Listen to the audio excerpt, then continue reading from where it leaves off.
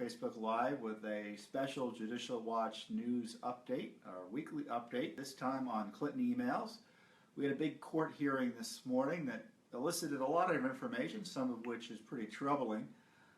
Now, we are asking for all of Mrs. Clinton's emails in one of our Freedom of Information Act lawsuits, and we were before a federal court judge, Judge Boasberg, because the FBI has turned over to the State Department 7 disks, including 1 disk of information that includes 15,000 plus records that Mrs. Clinton didn't turn over to the State Department. And these are emails and their attachments.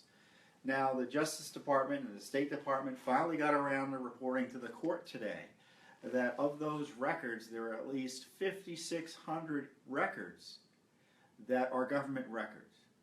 And the rest supposedly are personal. Now, I don't necessarily buy that, but that's what we were told today.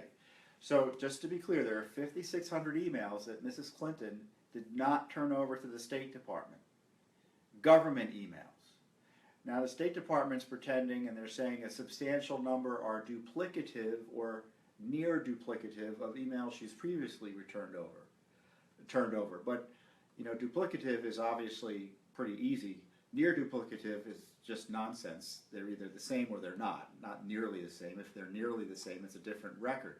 So there are about 5,600 emails. Now, this is the outrage. The State Department doesn't really want to turn over much of those records before the election. In fact, they suggested to the court of the 5,600 records, which is probably totaling over 10,000 total pages, they would review only 250 pages over for October, and another production for October, and another production for November 4th.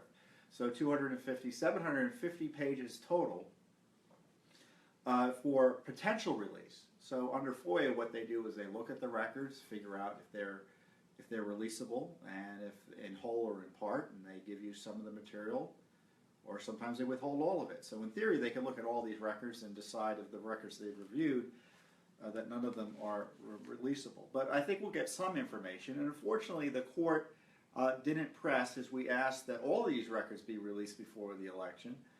He did press them to release more records, about 100 pages or 300 extra pages, which doesn't seem terribly much, but more than we would have gotten otherwise, so I guess it's somewhat of a victory.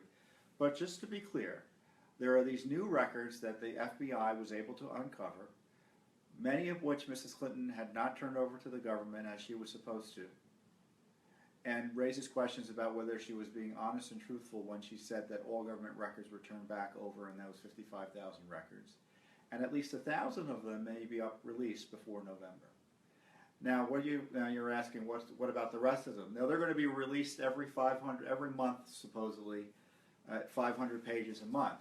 So if Mrs. Clinton wins, we're going to be getting Clinton records well into the Clinton administration, and obviously if Mr. Trump wins, we're going to be getting Clinton records well into the Trump administration. So these are significant developments. You know, we wanted all these records now, but the court didn't give them to us. And what was incredible today was the State Department said they had actually taken people off of the FOIA beat, meaning there were people that were working on FOIA because of the unprecedented interest in the Clinton emails, that they have gone back to their regular duties. And so, remember, when they were releasing the 55,000 records, they were processing 4,000 records a month. Now they're proposing to produce maybe 500 pages a month. So they've actually slowed down the release of records, which in my view is outrageous obstruction. I don't know how anyone can conclude it's anything other than a gift to the presidential campaign of Hillary Clinton. And it shows you that the transparency process, which is supposed to be run according to the rule of law, has been terribly politicized over at the State Department. And as far as I'm concerned, this sort of obstruction ought to be the subject of Justice Department investigations, in addition to the sort of scrutiny that Congress needs to bring to bear. But again, it's your Judicial Watch that's in court this morning, fighting to get these records released in a timely way to the American people. Because believe me, the last time they were in court, they wanted to release even fewer records.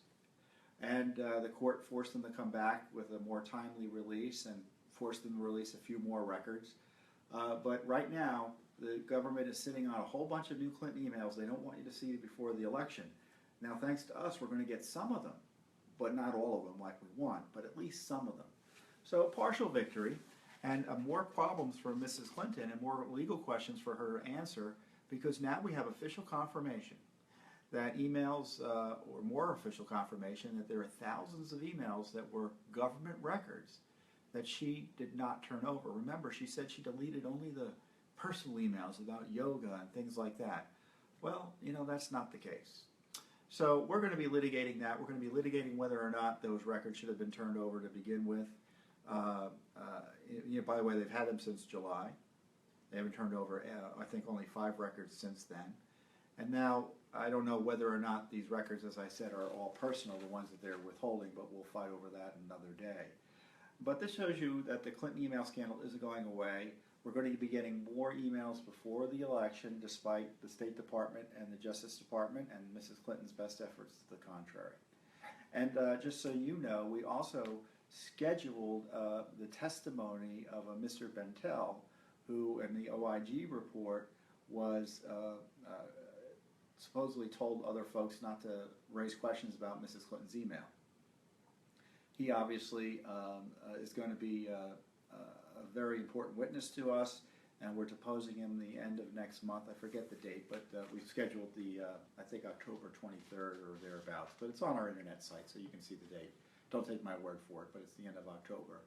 And the other big issue is Mrs. Clinton's sworn testimony under oath written to Judicial Watch in response to our 25 questions. Now, these questions are up on our internet site at judicialwatch.org. They ask about FOIA, the Freedom of Information Act, the Federal Records Law, and the destruction of records, which, as you know, is a big issue now. And we're very much concerned about that as well. But the Clinton email scandal is not over. It continues. You see that the obstruction continuing right now. But we are doing our best and succeeding in part in getting these new emails available to you.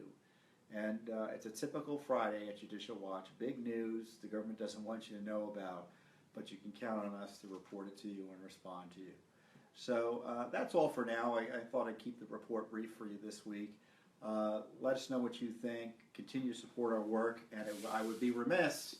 Remember, the book is out, Clean House, Exposing Our Government Secrets and Lies. If you want to know about the Clinton email scandal, get this book. Most of the Amazon and most of the internet booksellers, you can get it for less than $20. It goes to support Judicial Watch. We're on the bestseller list all across the country, including the New York Times bestseller list. So I encourage you to please get this book because it's so important. And by keeping it on the bestseller list, you're telling the establishment that corruption matters and that you support Judicial Watch in our mission. And it's not like you're getting nothing in return, because the book you're going to find valuable. If you look at the reviews on the various websites, you see people are just phenomenal in terms of their praise. And of course, if you've read the book and you like it, I encourage you to place a review one way or another. Maybe if you don't like it, just tell people what you think too, but that's something else. So Clinton emails, get the book, and I'll have more for you next week because we have more material coming out and more updates for you both on these and other matters of grave national importance in terms of public corruption and our government being out of control. So thanks again. Have a great